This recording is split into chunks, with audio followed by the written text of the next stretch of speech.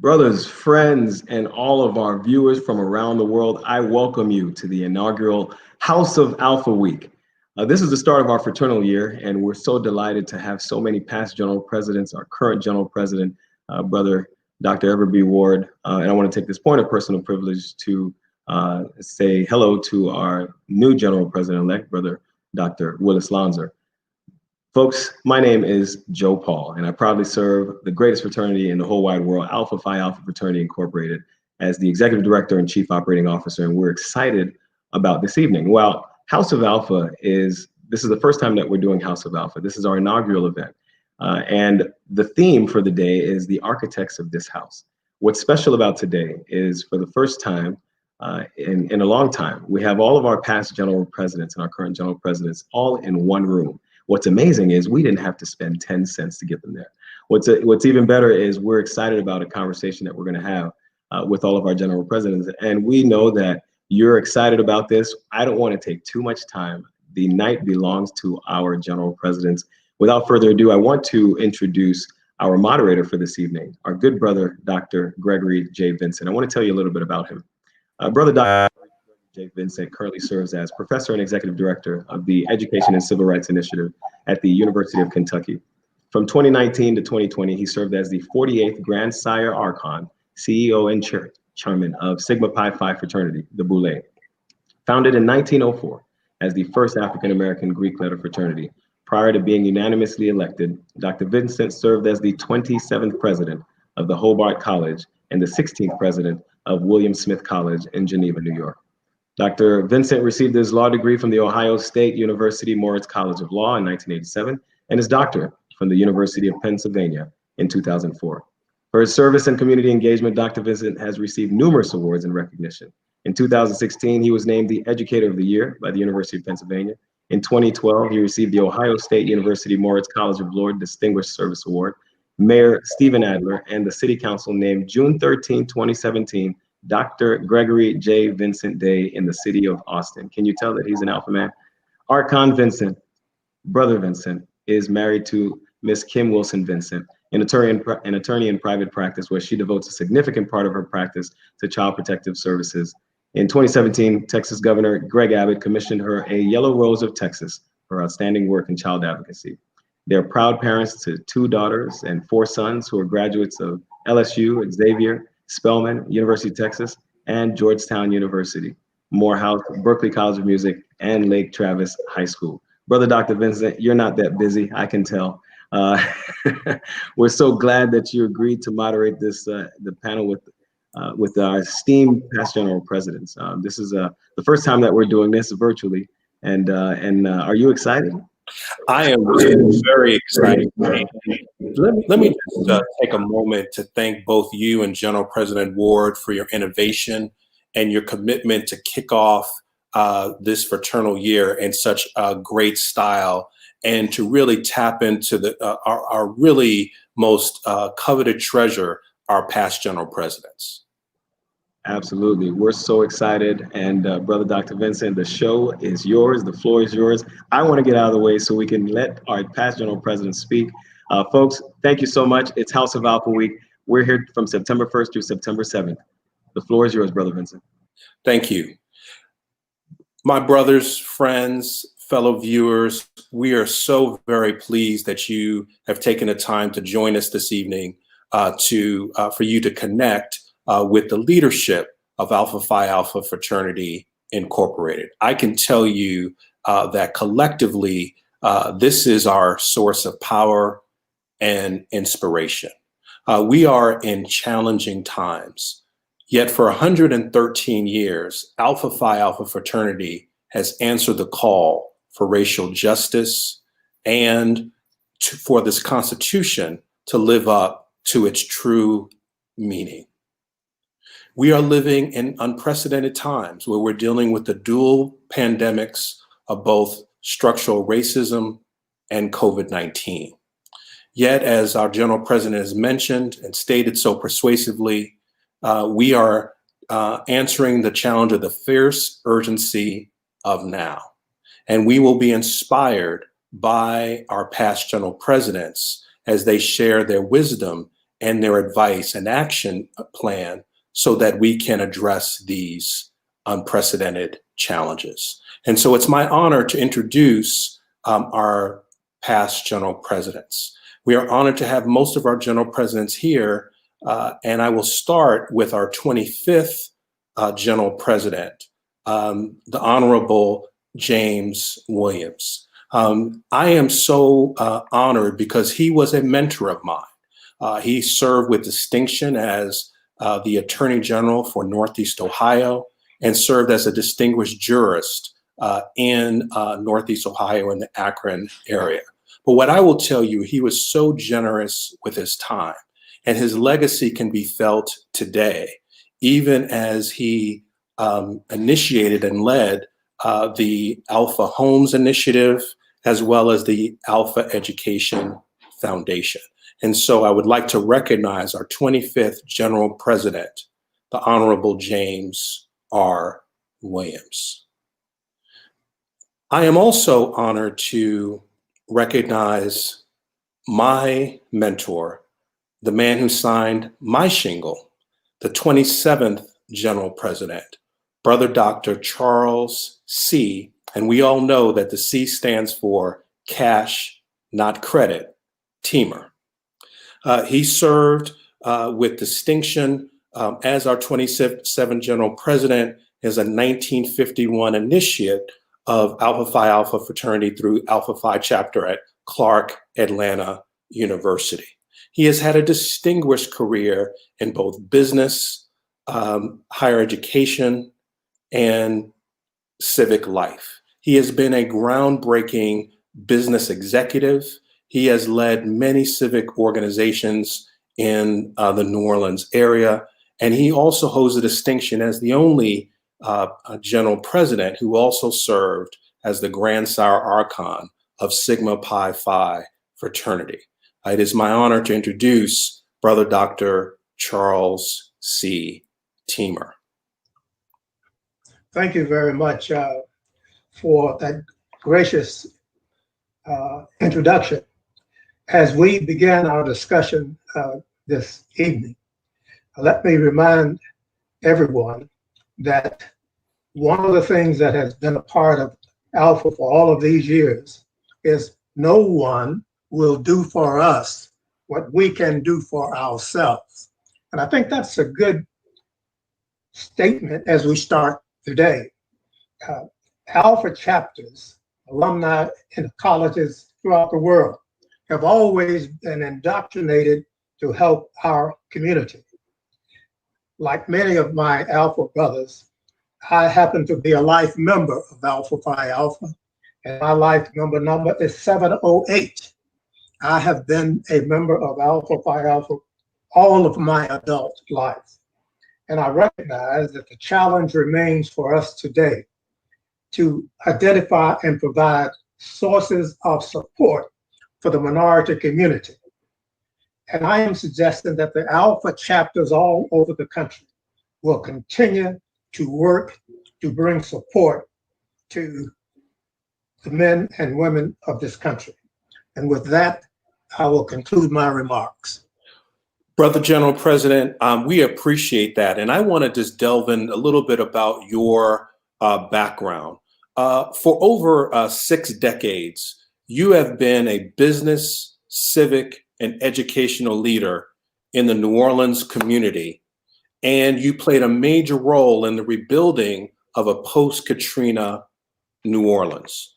What wisdom can you share with us and as to how we can build our communities and recover from these horrible twin pandemics? How can we build intergenerational wealth and support our Black businesses and educational institutions? I think it is very important for the men of Alpha to continue to identify the brothers who have succeeded and can be available to help others. As I said earlier, no one will do for us what we can do for ourselves. The men of Alpha are listed in almost every successful enterprise in the world. And as the General President, It was my pleasure to travel internationally, not only for the fraternity, but in my business pursuits. I have had the great pleasure of traveling all over the world with the exception of South America. And I have found alpha men everywhere in the world. And I think it's important for us now to regroup, identify the brothers so that they can be of service to the fraternity and to mankind. Brother Dr. Teamer, thank you so much for your wisdom. I know that I have personally benefited from that wisdom. Thank you also for your fraternal spirit. It is a joy to see the excitement in the eyes of young brothers when they meet you and you treat them like you've known them your entire life. And so I thank you for setting that example, both for young brothers and brothers who have been in the fraternity for many decades. You are truly an inspiration. Thank you. My pleasure. You will hear a common theme from me as moderator because all of these general presidents have been mentors to me and so many of you. And so it's a true honor to introduce our 28th general president, Brother Dr. Henry W. Ponder. General President Ponder has been a mentor to me in higher education. He is a 1948 initiate of Beta Kappa chapter. He graduated from Langston University with a BS in agriculture in 1951. He served our country with distinction during the Korean War. He later earned his master's degree at Oklahoma State University and his PhD from the Ohio State University. Brother President Ponder served as Vice President of Alabama A&M University, and he holds the distinction of serving as president at 4 historically Black colleges, and also served as the CEO and president of one of our distinguished advocacy organizations, the National Association for Equal Opportunity in Higher Education. And while serving as college president, he also served as general president of our august fraternity. And it's truly an honor to spend some time with you, Brother President Ponder. As mentioned, you held the distinction of serving 4 historically Black colleges and universities, and this NAFIO, this advocacy organization. How can we as Alpha men and Alpha Phi Alpha fraternity support these treasured institutions and improve access to post-secondary education? Thank you, Brother Vincent. It's so nice to be here tonight. And I want to say that I've spent a lot of time in this fraternity and I've not regretted a single day of it. And I would hope that all the brothers who are listening to me would understand that there's something beautiful about this fraternity. And if you're not getting it now, you need to start working with the brothers to find out what it is that makes it that way. The fraternalism that we see as we go to our meetings, as we meet brothers, is just something great. And as Brother Teamer said, I've done an awful lot of traveling. I've made all of the continents except the Arctic and the Antarctic and Australia. And every place I've gone, I have been fortunate enough to run into an alpha man. That always reminds me of something that my brother said, who was in World War II. I told him when I was at Langston, poor boy, didn't have money, that I'd made good grades that year, and they were courting me to join a fraternity, and I would like for him to help me because I needed some money to pay the initiation fee. And my brother, who had never been to college, had only been in France for the fight. He was D-Day -1, and he wrote me back and sent me some money to join a fraternity. And he said to me, Henry, I know you're going to be an alpha man. And it dawned on me that here's my brother who's never been to college, and he's heard about Alpha Phi Alpha. That's the primary reason that I'm an alpha today, because my brother had seen an alpha man or had seen some alpha in France during World War II. But now back to your question, I think that what we have to do is to understand that this fight is as tough now as it has ever been. There are still persons who do not understand why we need HBCUs in this country. And we must make sure that they understand that. And I think there are two ways of doing that. One is to follow our current young president, who has now decided that we're going to support these institutions through the United Negro College Fund, making a contribution to them every year. The first year, I think we did $25,000, and that's very good. We must do that. But what we must do is to insist that all of our Greek organizations do the same thing. And we have to insist that our churches take their interest in supporting these institutions. Why I'm hitting on money is because these institutions need money more than they need anything other than students. Students are the most important thing.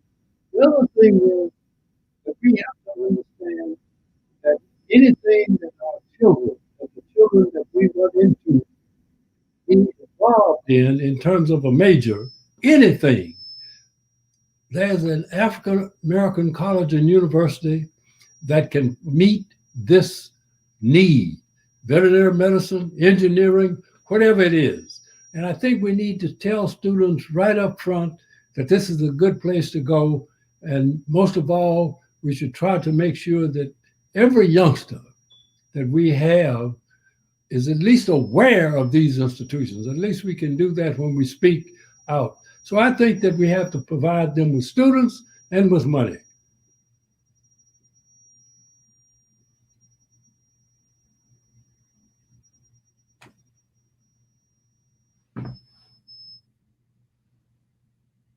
I can't hear you. Just wanted to be clear that President Ponder was the president of Benedict College, Fisk University, Talladega College. Correction. Benedict, yes. Okay. Yes, Benedict. Fisk University, Talladega College, Talladega University, and Langston University, in addition to being CEO of NAFIO. What a distinguished career, and thank you for leading with such distinction and honoring and our national treasures, our historically Black colleges and universities. I am now honored to introduce again yet another mentor, General President Milton Carver Davis. Past General Davis is a 1968 initiate of Gamma Phi chapter at Tuskegee University and graduated from that incredible institution in 1971. He went from one of the blackest places in America to one of the whitest places in America to earn his law degree at the University of Iowa, where he helped to initiate a Alpha chapter in Iowa City. He was an American Political Science Foundation Graduate Fellow and a Ford Foundation Graduate Fellow. He gained international acclaim when, as the Assistant Attorney General for Alabama, he partnered with Donald Wilkins to research and advocate for the full pardon of Clarence Norris, the last known survivor of the Scottsboro Boys, on the basis of innocence. Brother Davis created the Fraternities World Policy Council in 1996 to expand the organization's involvement in politics and social and current policy. General President Davis, you inspired me and so many other attorneys to do the work and to advocate for justice. And as General President, you established the World Policy Council. In your view, what must we do to reform the criminal justice system? And as African Americans, how can we better connect with our brothers and sisters across the diaspora? Well, I think those are very, very heavy questions, and questions that should animate any Alpha man. And I greet you all from the great state of Alabama. And having grown up and been educated in Alabama and being a part of Tuskegee, Alabama, Montgomery, Alabama, resonates, Selma, Alabama, Birmingham. And when you just mention those cities, they have milestones in them which have to do with the progress of justice in the United States. Because obviously Rosa Parks and Dr. King started in Montgomery, just 40 miles from Tuskegee. And of course, the Selma to Montgomery March, which has been animated so well in recent weeks with the passing of the iconic Representative John Lewis. And of course, Birmingham. These are places where everybody put everything on the line for justice, put everything on the line for liberation and freedom and equality. And those kinds of things have animated my life since birth. You say that I came from one of the blackest places in the country. Tuskegee is a Mecca and has been since Booker T. Washington, George Washington Carver, the Tuskegee Am, and so many great milestones have come from Tuskegee. And then you say I went to one of the whitest places. Well, one of the reasons for that is because when I was coming along in the early 70s with all of these accolades that you have read concerning my resume, when I applied to the University of Alabama to go to law school, I was denied because George Wallace was standing in the schoolhouse door, stopping my generation from going forward. And so therefore, I was accepted to other law schools, and I had to leave the state of Alabama to get a law school education because in Alabama, there were no law schools in the historically black colleges and universities. The only law school at the time was at the University of Alabama in Tuscaloosa, and George C. Wallace stood in the door. So when I came back from the University of Iowa, I then became one of the first black assistant attorney generals in the state of Alabama in its history. And I've been working ever since. So when you talk about all of these kinds of things, that's what animates me. And I say this, and I'm going to answer your question in just a second, but you know, lawyers have to talk.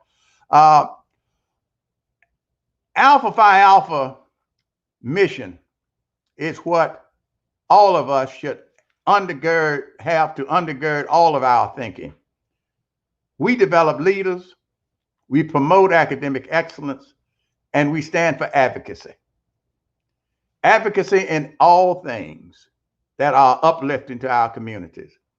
And indeed, one of the key areas in Montgomery particularly is the EJI, which was my honor to conduct you through when you made a visit to Montgomery. That's the Equal Justice Initiative.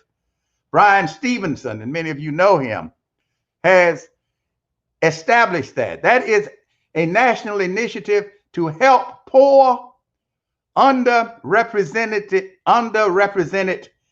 individuals in the criminal justice system seek justice. And in doing that, that initiative has promoted advocacy through the death penalty, reformation, and particularly mass incarceration, because mass incarceration is one of the key civil rights issues of our time. We have to be involved in stopping this tsunami of traffic from our communities through and to the criminal justice system, because among other things that devastate us is that when you are in the criminal justice system, you lose the right to vote. And in losing the right to vote, that is one of the ways that people have suppressed us in our quest for equality and justice. Nelson Mandela said that education is the most powerful tool to change the world. And of course, Alphas have always known that, because scholarship and our intellectual power is what we deal with. But whether it is dealing with mass incarceration, death penalty reform, excessive punishments through reforming the Habitual Offender Act, seeking a change in the minimum mandatory sentences that are given out that keep our people incarcerated for so long, keeping children and young adults out of adult prisons, wrongful convictions, the whole issue of violence and things of that nature in our criminal justice system, and the corruption that is attendant, particularly in these prisons that are for profit, where it is an incentive to keep people locked up because they make a profit by doing those in private prisons. These are just some of the topic areas that have to be examined when you talk about the criminal justice system. And very, very quickly, I want to say our General President helped us realize the importance of the diaspora, seeking to connect with those individuals and groups who were dispersed from Africa across the world, having us come together in a way that will enhance us. General President Ward led a delegation last year to Europe and to England, tracing the steps of our brother W.E.B. Du Bois and the steps of our 15th General President, Rayford Logan, who served as the French interpreter and translator for W.E.B. Du Bois. What a powerful intellectual gathering that was. But it is an effort to bring together those through intellectual connections to talk about the liberation of Black people and what we can do together as people who have a commonality, because we come ancestrally from the continent of Africa. I hope that at least touched on some of the very broad and deep subjects that you have posed.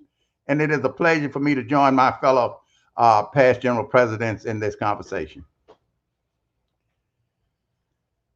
I can't hear you. Are you on mute? As usual, Brother General President, you have eloquently addressed the issues with power and conviction, and we all, and I'll say especially me, are inspired. And thank you so much for your leadership, your mentorship, and your support. Thank you so much. I want to mention that our 30th General President, I ask that we all take a moment to keep the Wallace family, and the Lake Charles community, all our brothers who are impacted by Hurricane Laura. As you all know, Brother General President Wallace, our 30th General President, has been a stalwart member of Alpha Phi Alpha fraternity since his initiation in 1969 into the Beta Sigma chapter of Alpha Phi Alpha. And so again, I ask all of you to keep Brother General President Wallace and his family and the Lake Charles community and all the communities in Louisiana and Texas who were impacted by our most recent natural disaster. We now have our 31st General President, Brother Dr. Harry E. Johnson, Sr. He is a 1975 initiate of Alpha Eta chapter. Brother Dr. Johnson is a very successful entrepreneur. He'll tell you he's a country lawyer, but we all know he is much, much more than that. He is the CEO of the Creative Concourse Concessions, a very successful business. He has served as a city attorney for Kendleton, Texas. He has been a professor at Texas Southern University in the Thurgood Marshall School of Law. He has been a civic leader serving on a number of boards, and he serves as the CEO of the Memorial Foundation. And we all know firsthand how his leadership has preserved and honored the life and legacy of Brother Dr. Martin Luther King. And so it's an honor to have you as part of this discussion. And Brother General President, you made history in helping to lead the effort to erect the Brother Dr. Martin Luther King Memorial Statue on the National Mall.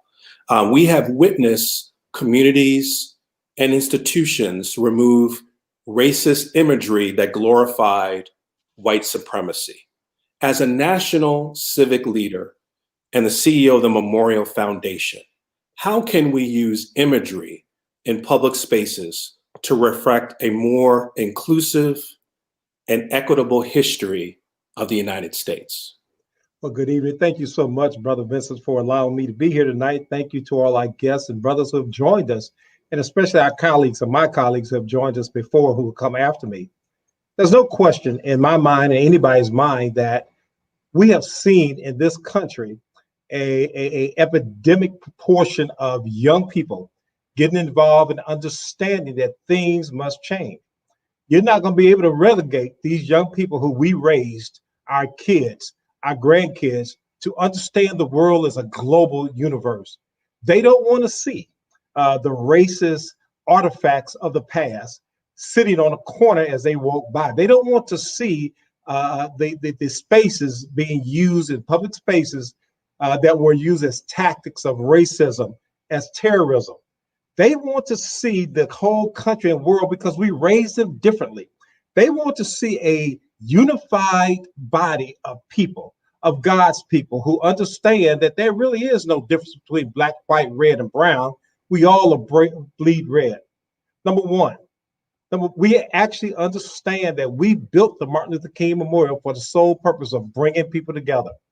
When we built the Martin Luther King Memorial and came up with the idea, it was not my idea. I had a little part in it to raise $127 million to make sure that it got erected and see that it was done properly. But we took around the 17 quotes around Dr. King's statue. We took gender and race out of those quotes. Why did we do that?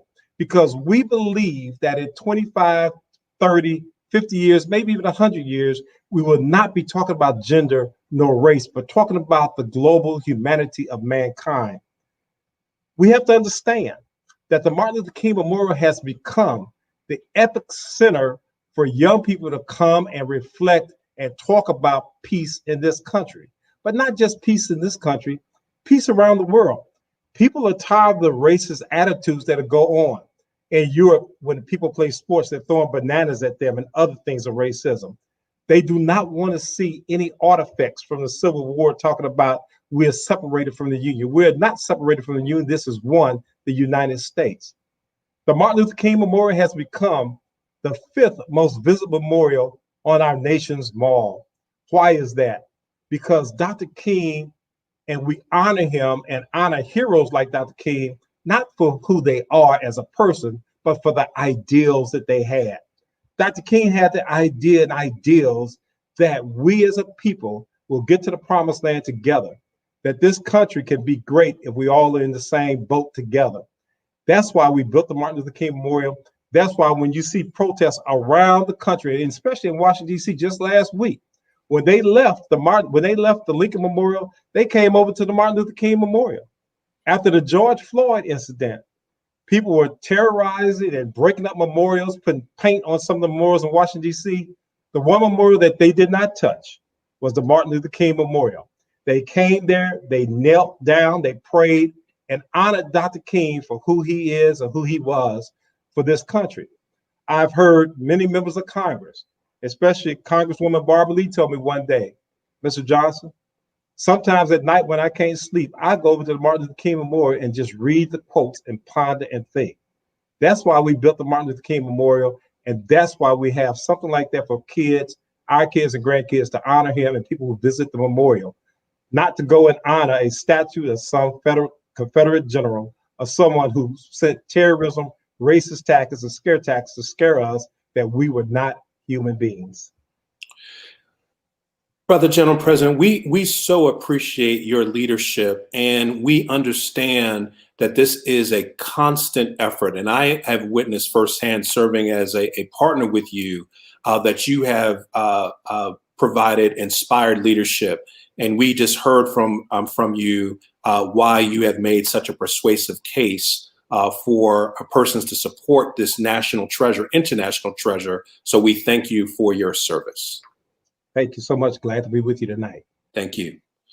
We are now honored to introduce our 32nd General President, Brother Darrell R. Matthews, Sr.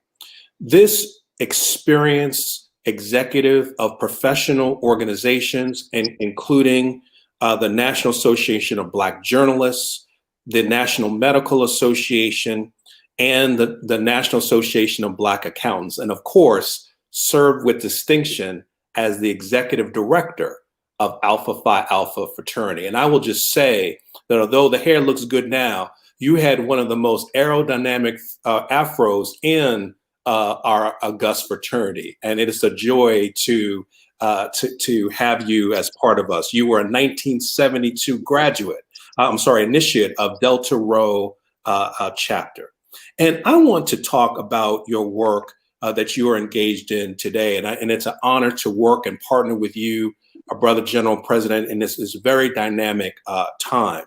You have taken a leadership role in ensuring that all Black community members are accurately counted for the 2020 census. And you have partnered with Fair Count, the advocacy organization founded by Stacey Abrams, to promote census and voter engagement.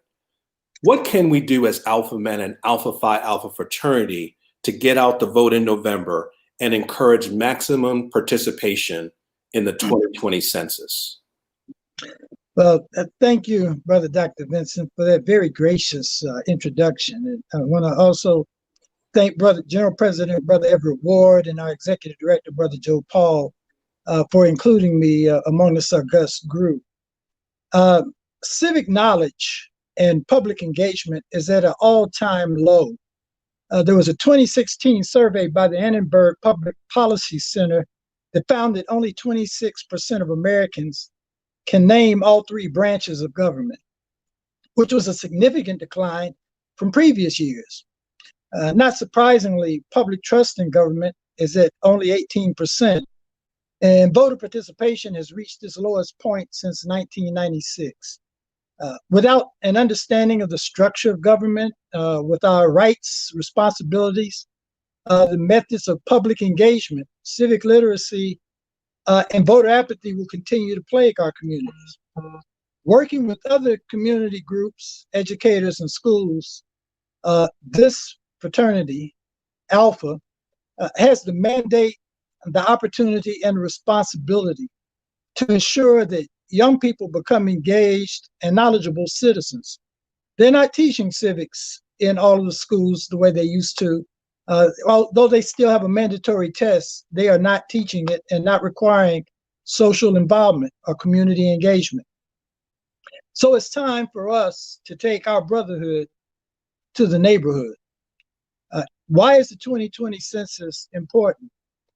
See, after this pandemic, the road to recovery is going to be long. But we will all get there. But when we do, we're going to need to make sure that our communities have thriving local economies, fully funded health care in case we get sick, in case there's a resurgence, schools that are not overcrowded, and programs for all of our kids who need them. The 2020 census will allocate more than $1.5 trillion every year through federal and matching state and local funds to help us get back on track. They fund more than 300 federal programs. If you have children, relatives, neighbors that are on SNAP, on WIC, those are provided by census funds, or allocated based on census data, I should say. But our biggest frustration and disappointment is that so many of us in our neighborhood refuse to get counted. We have neighborhoods now around Georgia that are looking at around 70 plus, almost 80% self-response rates. While I head up an initiative in South Fulton County with the 9 cities in South Fulton, including Atlanta, which are majority minority cities, we're looking at 49, 50% response rates. Now, what that means is that when we all pay federal dollars if we work or have federal withholdings, it goes into the big federal pot. But the communities that get the most out of that are the communities where census data can justify the spending or allocation of those dollars. We say at the census that the money doesn't follow the need, it follows the numbers. Tonight, this evening, our sister, Stacey Abrams, founder of Fair Count, and the former New Orleans mayor, the Honorable Mitch Landrieu, are streaming a conversation about the 2020 census on live streaming this evening. Their conversation is around COVID recovery, a fair and equitable South. And I'm mentioning this because I was to participate in that program tonight, and I promised her I would at least give her a shout out. Stacey and Mitch are partnering to launch a virtual bus tour called Census in the South, Road to Recovery, to raise awareness about the census. All that is at stake, and to mobilize communities across the South to get counted. The first step towards our recovery is completing the 2020 census. When we get past this virus, we will need to ensure that our schools are fully funded, our healthcare system, again, is accessible and affordable, and that the very infrastructure we rely on can meet the demands of our communities. You know, here in Georgia and in South Fulton County versus North Fulton County, there's always a hue and cry as to why is it that businesses, we can't get a Whole Foods around the Cascades, which is one of the most affluent African-American enclaves in the state of Georgia, maybe in the country. But they're always building new infrastructure, new roads, shopping centers in North Fulton, because census data dictates that that's where the need is. So we must do everything we can to get every one of us counted. And the Alpha brothers are stepping up. Now we've got to do more, but Alpha is doing his part. I just shared this anecdote with you. A young lady at Delta posted on one of my social media accounts the other day after the announcement about the new, but the brother who is the president of the NFL, the Washington football team, our own brother Reggie Turner is the president-elect of the American Bar Association. She said, Alphas are taking over the world. I said, no, it was always ours. That's what Alpha means to our communities. And we have to, Ozell Sutton used to say, when you've done all you can, you got to do a little more. So I thank you for allowing me this time to reflect and to, again, pitch for our brothers to make sure that, I know they filled out the census, but we got to make sure our church members, our relatives, our lodge hall members, everyone in our neighborhood needs to fill out the census so that the federal dollars that we so rightly deserve are not left laying on the table for someone else to have lunch with. Thank you. Brother General President, thank you for your leadership. It's an honor to partner with you. And again, I'll give another shout out to Stacey Abrams and Mayor Landrieu. And again, we appreciate your on the ground grassroots efforts, and we appreciate that. And we still have more work to do. So thank you so much. Well, I appreciate you because you have also been an inspiration, and you have, I don't think everyone knows how much you've helped us down here in Georgia to elevate the census with your virtual town halls. So again, I thank you. Thank you so much. It is now an honor to introduce one of my contemporaries, someone who has led at the district, at the regional, and at the national level with true honor. Here is a general president who is not afraid to step with the college brothers and also lead at even and represent us at the White House. I am honored to introduce our 34th general president, a 1985 initiate of Beta Phi chapter. He is a distinguished information technology professional and has truly represented Alpha with distinction and made us all very proud. And so I'd like to bring up our 34th general president, Brother Mark S. Tillman. Brother Tillman, you have worked— Good evening, Brother Vincent. Absolutely. Brother Tillman, you have worked with distinction for over 3 decades in the information technology field as a professional and an innovator. And during your tenure as general president, you began work on Alpha MX. Some of us missed the brother on the AlphaNet, but we appreciate that we had to make progress and move to the new system and a project that has now been completed.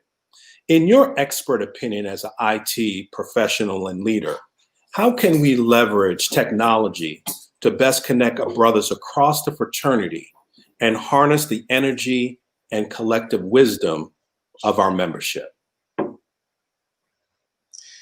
Thank you, Brother Vincent. And first, let me say thank you to Brother Ward and to Brother Paul for this outstanding event that allow all of us to be together. Before I address your question, I do want to acknowledge our brothers, their families, their loved ones who have been impacted by COVID-19. 2020 is definitely going to go down in history. And COVID-19 has shown all of us that one day we can have everything and seem like we're on top of the world. And the next day, we have to rely on each other day in and day out to stay safe. And while I'm on the topic of COVID-19, I do want to say to our college brothers, as you embark back to your respective universities and colleges, on behalf of the fraternity, we're asking you to be safe. We're asking you to mask up. We're asking you not to go to the parties because we want to make sure that you are around to be that beacon of light for the next generation to ensure that Alpha Phi Alpha will always advocate for our communities. I will also like to say, announce a little bit of support for our first responders, our brothers who are nurses, who are police officers, firemen, who have been on the front line, and all of our essential workers in supporting us, supporting your communities during this COVID-19. And then I would also like to thank our brothers for being adaptable during this time. 2 years ago, we would have never thought that we would be doing virtual scholarship lunches, doing virtual brotherhood smokes, or doing virtual conventions. And all of that is because we have asked you to keep us safe and to keep your family safe. And with that, Brother Vincent, what allow us to do that is technology. You know, one of the cellular companies, I believe, had a slogan that said, in the world of technology, people make the difference. And yes, I've been in technology for the past 3 decades. It was one of and the only career choice that I made when I was 14 years old. But even back then, I don't think I knew how technology was going to expand our horizons and expand how we're able to advocate and serve our communities. When I took office as general president, I had a slogan that Alpha is all around you, anywhere, any day, anytime, and on any device. Because technology is the great equalizer. It allows us to be from one end of the country to the other in less than 10 seconds. It allows us to connect with our brothers and our families and our coworkers on the other side of the globe who are 14 hours ahead of us. And, you know, for my focus with the fraternity, as you can hear, each general president has brought in some personal capability to this role. And for myself, it just happens to be in IT. So I was known as the IT GP. I respect and acknowledge that technology allows us to connect faster, quicker, allows us to be very quick in having our information to be spread around the world and to support the leadership of our brothers where they are in the over 150 cities and 9 countries around this globe. And as we look at technology moving forward, it's more than just moving from a membership system from maybe 2.5 decades ago that was still pencil and paper and index cards to now allowing our members to have control of their information. Technology is now allowing us to document what's going on in the world. And we can only talk about what's going on simply just in 2020. Technology allowed us to deal with Ahmaud Arbery. If it wasn't for technology, we would not have known what happened with Mr. Arbery. Technology has hit us with the most seminal moment that we have in our history and with Mr. George Floyd. And I had an opportunity, along with some Alpha brothers, to go to Minneapolis, Minnesota, to support our brothers of Gamma Xi Lambda, to see firsthand the destruction that one man, one police officer has caused in the killing of Mr. Floyd.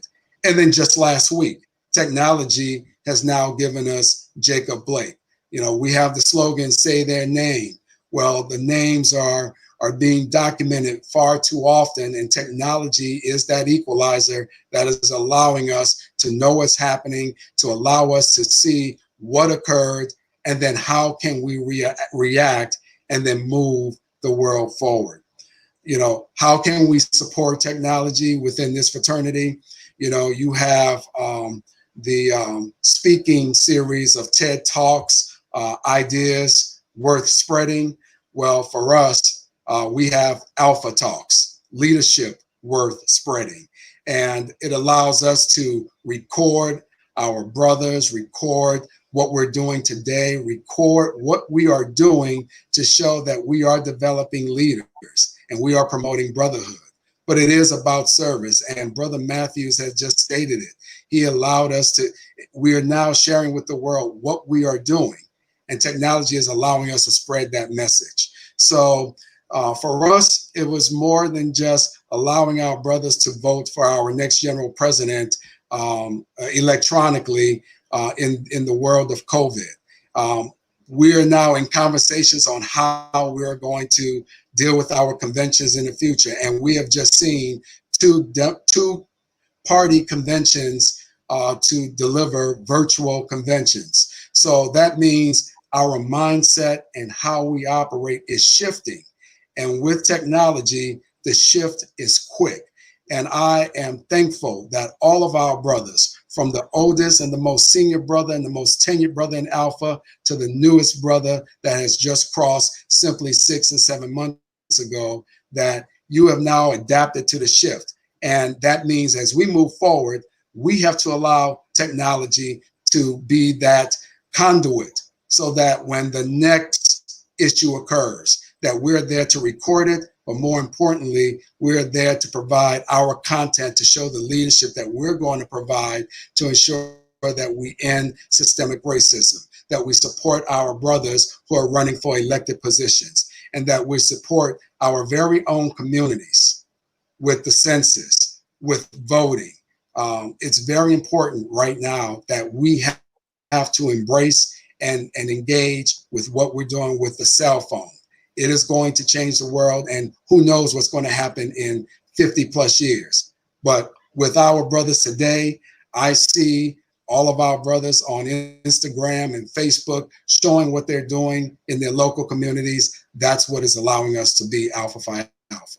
And I want to say thank you for the opportunity to just simply share a part of what I'm seeing that's occurring in the world. Because again, it's moving fast, and we just got to be able to grab hold and get on that technology train, because it has Alpha Phi Alpha written all over it. Brother General President Tillman, thank you for those remarks that were so timely. I also want to say I admire you for your leadership, but the thing that most impressed me is your mentorship and your service as an award-winning big brother. So thank you for setting the tone and example for that. We are deeply grateful for your service both in and out of the fraternity. So thank you so much for that. Great. Thank you, Brother Vincent. So as we bring back the general presidents, I wanted to set the tone for the next part of our conversation. And our general presidents has so eloquently addressed it, but I think it's important to maybe do a little bit of a deeper dive.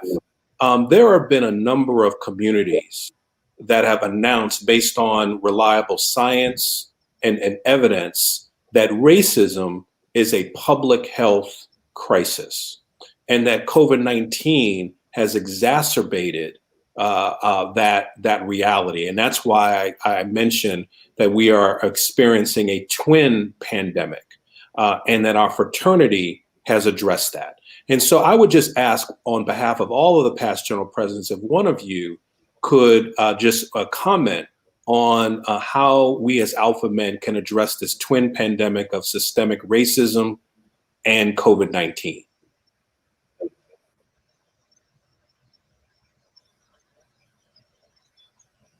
We're all waiting on one person to speak. I'll start. I think that it's very important that the men of Alpha will take the lead. We have been community leaders from the very beginning, and it's very important for the men of Alpha to take the lead in each community and making sure that we reach out to everyone in the community, to use our collective resources to make sure that we can bring relief in our communities. We have seen our communities suffer in many instances. For, as many of you know, I've been in the banking business for a while, and it's been a great problem for the men and women in our community to be able to find financing. It is important for the men of Alpha to utilize our resources to make them available to the people in our communities. Thank you. Others?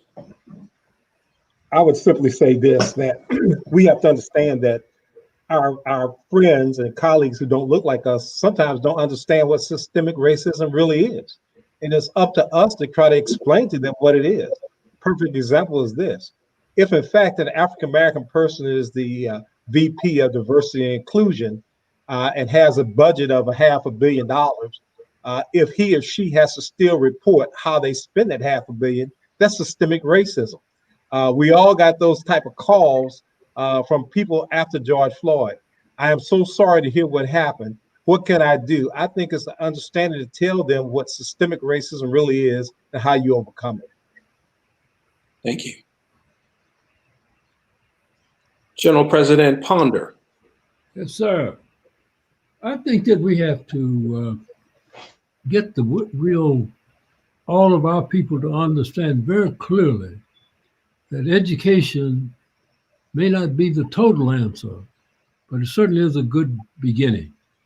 And we have to make sure that our youngsters understand that even though that they may have to do it online as we are doing now, that we have to become very sharp in every area of academia. not just the sciences. We always get funds for that. We have to understand that. Then another thing we have to get across to our leadership at these institutions, that they have to come up with different ways of supporting the institutions. Our institutions are going to be in serious difficulty leaving here. We're going to have to find a way to get people to give us their resources in a larger measure than it is. And we have to do that by using this racism that everyone is working on, that we have to try to get them to know that our institutions are a pretty good place to start to educate people to do this. For example, Paul of the Thunder, of the Oklahoma City Thunder, has decided of himself. He is a graduate of Wake Forest University, but he now, every game he plays, he has on tennis shoes of some HBCU institution. I don't know if everybody knows that. Now, a person who would do that is certainly ready to help us do some things of getting all of these millionaires in the sports world to do a better job of putting money into us. And I think that's one source that we could benefit from. And we have to try to get our leaders. Thank you, Brother General President Ponder. Brother President Davis, you spoke so eloquently earlier about the criminal justice system and the diaspora. What thoughts do you have about directly addressing this twin pandemic? You're muted, it appears.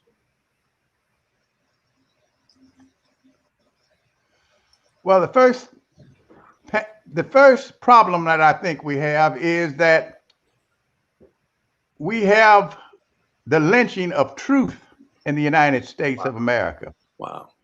And when you lynch the truth, my brothers, everything else is victimized.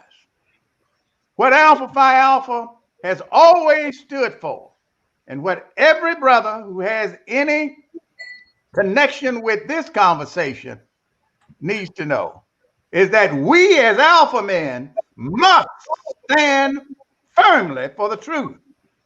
And the issue of alternative facts needs to be condemned at every level, because our secret weapons, the whole secret weapon of Alpha Phi Alpha, in my view, is the local chapter. Our greatest strength is where Alpha men model themselves in the community amongst people of the grassroots. That's where we have effect. That's where we have mentorship. That's where we have our greatest influence. Model yourself to deal with the truth as influencers of our communities. I think that that must be primary to get information, facts, and the truth before the public. That's part of the education. But you have to educate with the truth, because what we are seeing on a daily basis is an education of lies, an education of false information, of propaganda. We have to stand against that. That is, in my view, what Alpha Phi Alpha is all about. Because, brothers, we were created to do the heavy lifting, not to do easy things, but to do difficult things in the most difficult circumstances. We are in that now, and I hope that all alphas will stand for truth, ferret it out, call it out when we see lies being told. Thank you. Thank you. We are so very fortunate to now have to join this robust conversation, our 35th General President, Brother Dr. Everett B. Ward. He is a 1985 initiate of the Phi Lambda chapter. and has served with distinction at all levels of our august fraternity.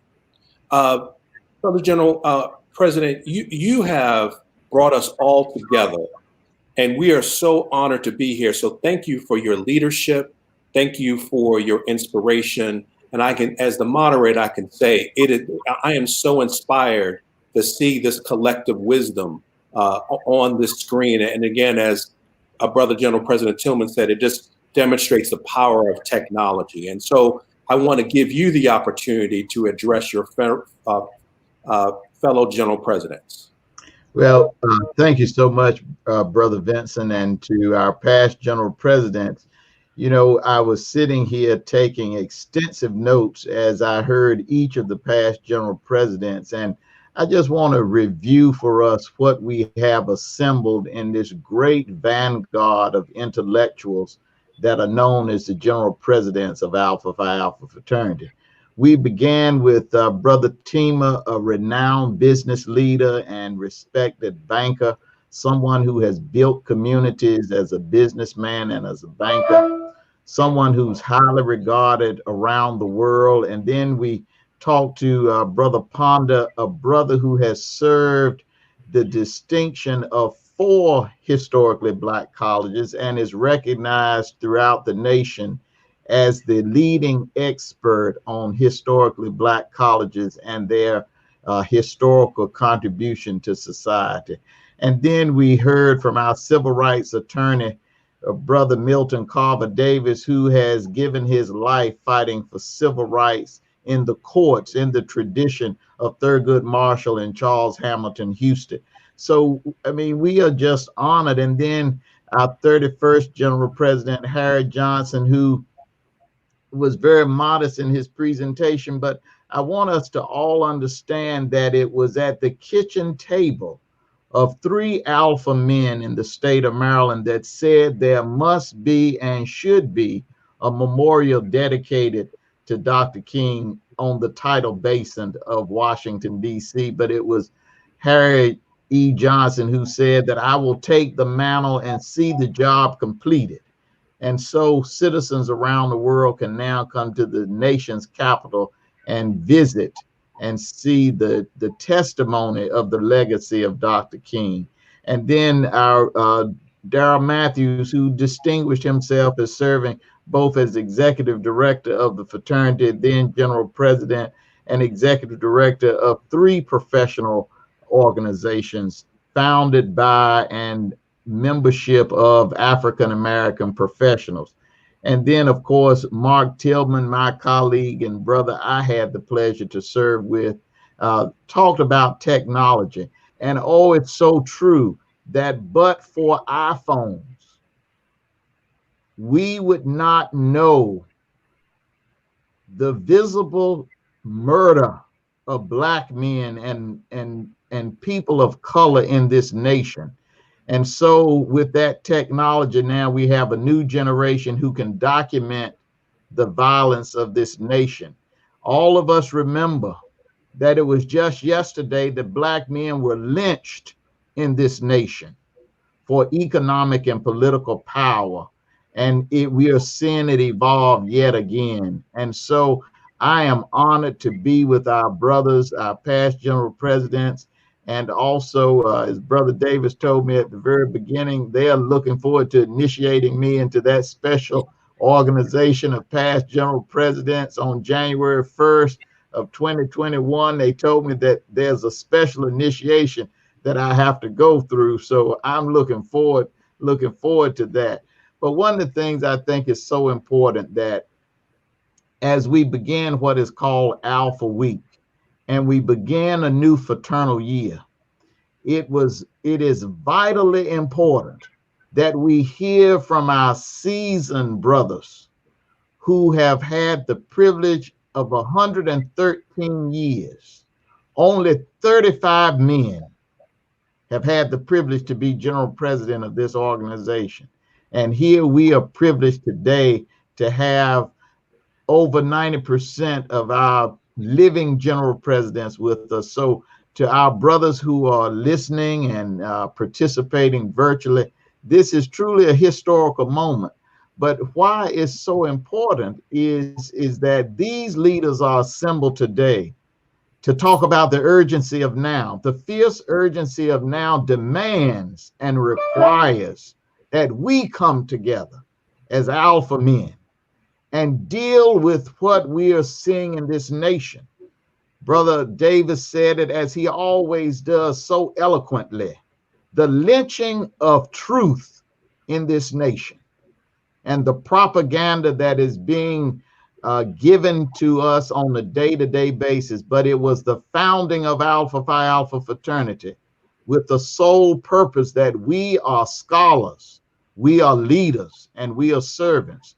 And so as we begin this new fraternal year in 2020, it is incumbent upon the men of Alpha to speak truth to power and to say that propaganda shall not define this nation. And a lie is a lie. It's a lie on Monday, it's a lie on Tuesday, it's a lie Wednesday, Thursday, Friday, and Sunday. And that our legacy tells us that we must call it for what it is. And so I'm honored to be with these brothers. I'm glad that they could be here. And we are so pleased that from this night, as we begin Alpha Phi Alpha's new fraternal year, that we are not going to stop until we get to the finish line, because Alphas start and we finish everything that we begin, and we bring others with us. And I think it's important for us to understand that this is a collective battle that we're in. This is not a battle that we can just do alone. It's going to take all of us working together, our churches, our historically Black colleges, our other fraternal organizations, our sororities. We've got to all work together to make certain that we see America not take backward steps, but take forward steps, and that we take them together. General President Ward, I want to thank you for your outstanding, you actually answered the question that I wanted to pose to you, but I just also wanted to recognize that you have served as a leader in state government. You have been a national leader of the Democratic National Committee. You have been both a trustee and a president of a historically Black college. And we want to thank you for your leadership. And you have always inspired us. And you mentioned it again about the fierce urgency of now. And we can all follow your lead as we move our brothers and sisters to the polls on November 3rd and squarely address this 2020 census. My past general presidents and general presidents, we have a few moments left, but we wanted to give you all an opportunity to make some concluding remarks. And we're going to start with our most senior past general president, Brother Dr. Charles Teamer. Thank you very much. This has been an outstanding evening. And I think one of the challenges that we face is that we must deal more with our chapters, especially the graduate chapters. Like all of us, we were undergraduates and then we were members of the graduate chapter. I think that the challenges that we face and the things that we can do, a lot of it can be done through our graduate chapters. And we've got to find a better way of communicating with our chapters. Some we do very well, some not so well. But I think that that is an important area that we can work and make sure that we are communicating with all of the men of Alpha rather than a very small percentage of the men of Alpha. Thank you so much. Past General President Ponder. Good afternoon. It's certainly a pleasure, and I want to thank all of you for being here, and I enjoyed the company. And I want to thank President Ward, and I want to thank you, Brother Vincent, for all that you have done. And I want to leave something that I think that is important. This government owes an awful lot to HBCUs. It owes more than that to to the higher education system in this country, but to HBCUs, it's a special thing. And just as our government has seen fit to give buckets full of money to different industries, the airline industries and others, to make sure that they continue to operate, I think that our organizations supporting our HBCUs need to come together and figure out a strategy they can use to carry to the government to say, our institutions also need money so that they can continue to operate the way they once have. And I think that's an open venue for us to get some resources. And I believe that the system is right now for that to happen. And depending on the election coming up, it might even be easier than it once was.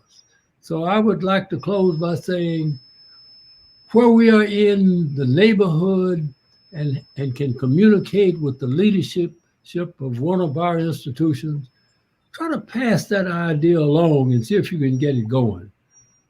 And thank you very much. I've appreciated this. Thank you.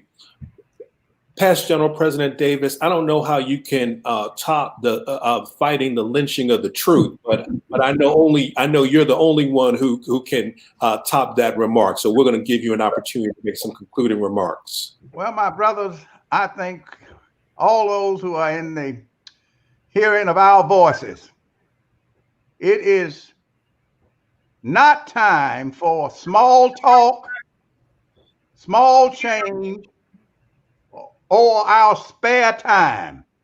What we must invest is profound thought, generous treasure, and strategic time to the affairs of our nation, to the affairs of our local communities, and to our families. That is the charge that was passed down to us by the founders. That is the essence of Alpha Phi Alpha fraternity, and may it remain so forever. Thank you. Well, of course you top what you just said, so thank you so much for that. Past General President, you know you always have to speak behind Past General President Davis, so I don't envy you, but I know you will stand up to the task. Well, I think you can close it out right now, to be honest with you. However, no, let me just say this. I thank you, Brother General President Ward, for allowing us to come together. If nothing more, I know people on the phone, on the Zoom call, whatever you call this, looking at us. But when we see each other, as past General President, it does something to our souls. It's just good seeing all the past General Presidents. Let me just say this as I close. Next year will be 10 years since we, Alpha Phi Alpha, built the Martin Luther King Memorial and dedicated it with President Obama. We do big things in Alpha Phi. We don't do small things. The next big thing for us to do is to rally our brothers, rally our families and our friends, and get to the polls. Do not allow the transgressions to talk about mail ballots. Early voting is a time for all of us to get our auntie, our uncle, our cousin, and everybody else that we know, and get them to the poll and vote to make a difference in this country. We need to vote as though our lives depended on it. And guess what? Thank you. It really Past General President Matthews, thank you for being on at the grassroots, groundbreaking level and your concluding remarks.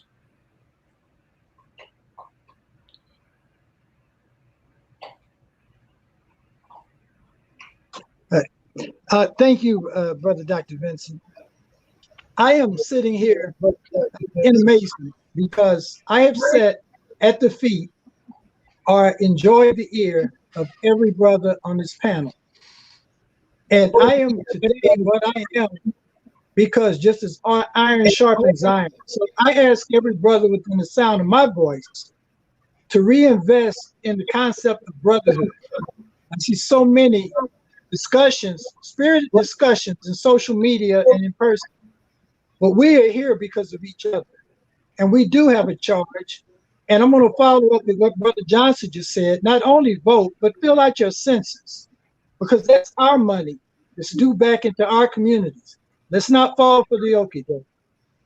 We're not going to be hounded by government. You're not going to be tracked. It's confidential information. It's a 5-year term in prison if anybody releases your information. We've got to demand our fair share from the government. We've got to quit asking. We've got to demand it. It's there and it's ours for the taking. Thank you. Thank you. Past General President Tillman, your concluding remarks.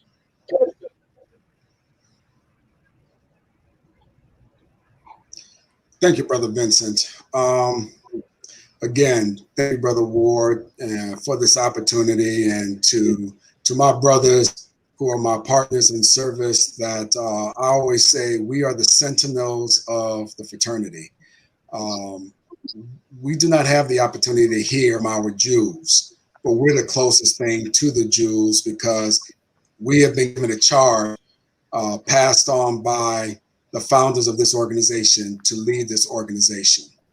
And when we say we develop leaders, but conclude we provide service and advocacy for our communities, I'm asking each and every brother, family member, Divine Nine, National Panelist Council, and every HBCU member that, as Brother Johnson has stated, we not only got to vote, but we need to be sitting in the rooms when those votes are being counted. Just to share with you, I'm planning to be an election official in this upcoming election so that I can say I was in the room when ballots were being counted. And I'm asking every alpha man, wherever you are, to be an election official. It is something that we need to do. It is something that we need to ensure that there is no lynching of the truth, as Brother Davis has indicated. And for sure, that is not giving our spare time. We'll be giving our time to democracy.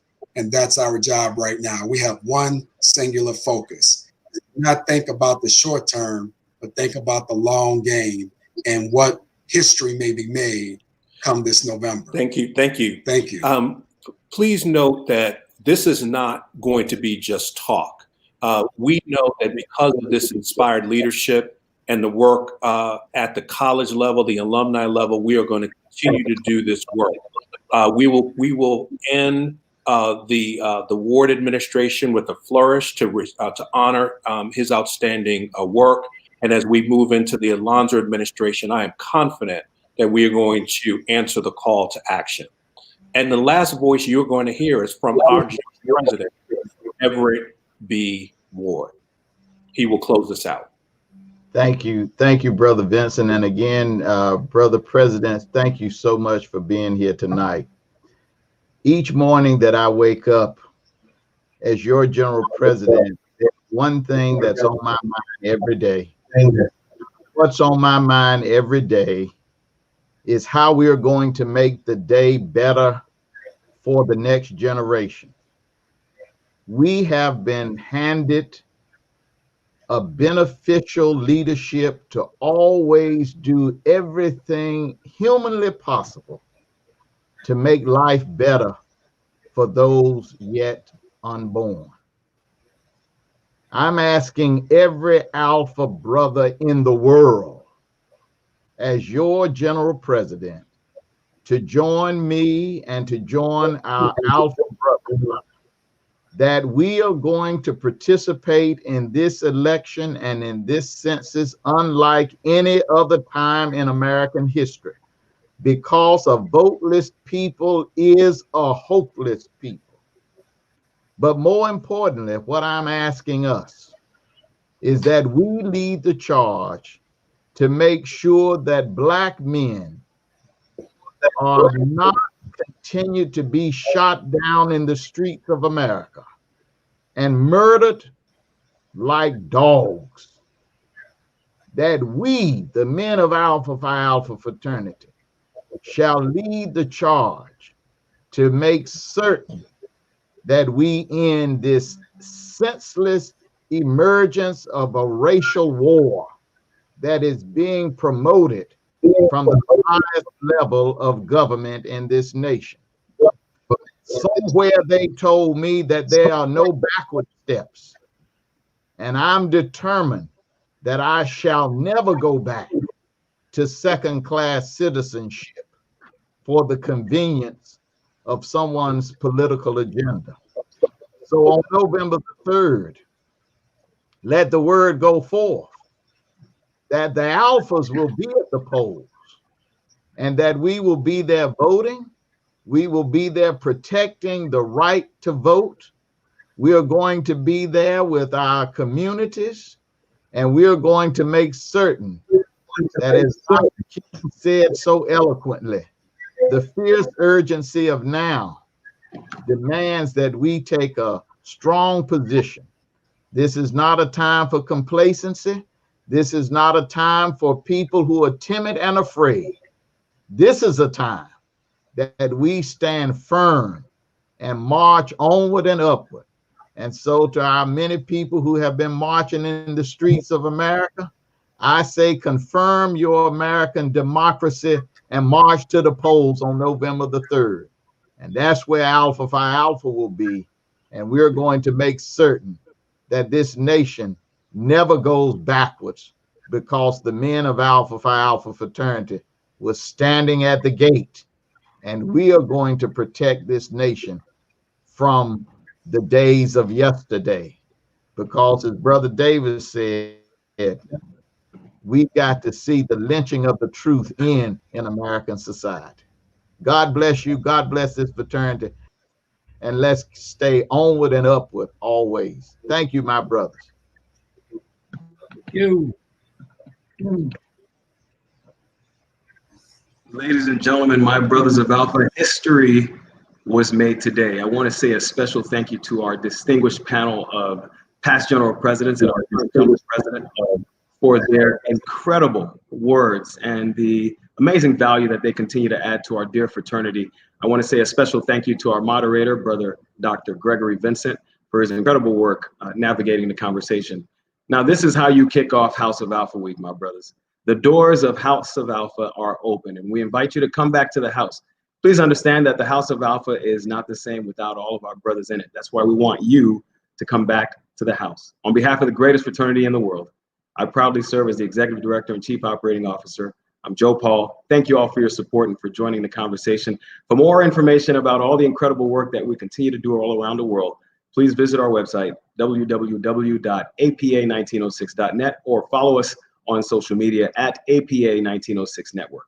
Don't eat, don't sleep. It's House of Alpha Week. Until we meet again, folks, stay safe, stay vigilant, stay healthy.